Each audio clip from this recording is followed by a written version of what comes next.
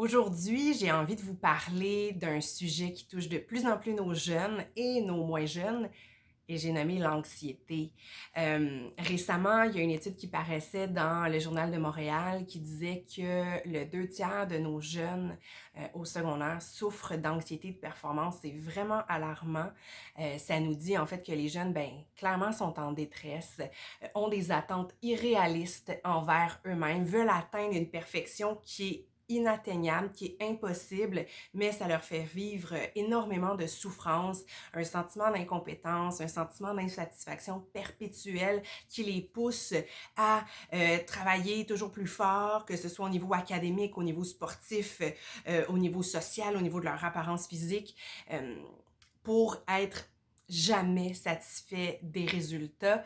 Alors, ils vont se remettre en question, se demander si c'est eux qui font quelque chose de pas correct ou qu'est-ce qu'ils font pour que ça ne marche pas et nécessairement vont s'évaluer négativement, vont se sous-estimer, vont penser qu'il y a quelque chose qui cloche avec eux, puis nécessairement, ça perpétue le cycle de la détresse.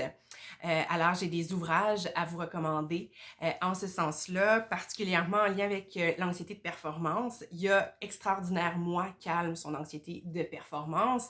Ça a été écrit par 2 psychologues, Geneviève Marcotte et Nathalie Couture.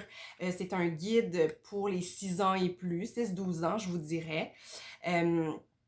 Il y a des activités à compléter, il y a des belles illustrations de Nadia Bergalan, et puis il y a toujours des petites sections aussi pour les parents ou encore pour les intervenants qui accompagnent les jeunes dans la lecture et la complétion des activités de ce petit guide-là. Donc très très très bien fait, publié aux éditions Midi 30.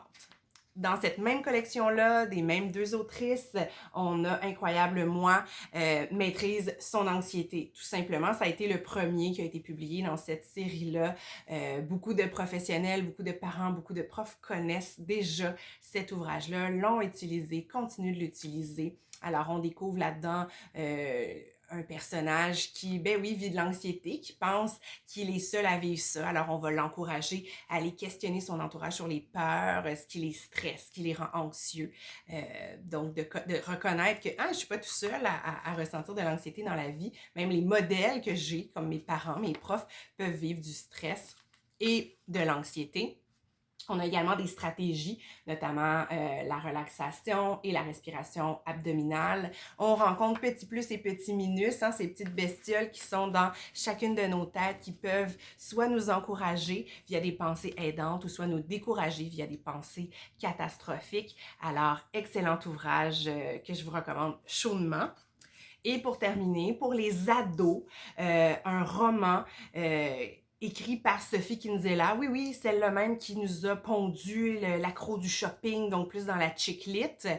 Ici, on rencontre Audrey, dans Audrey retrouvée, une adolescente qui vit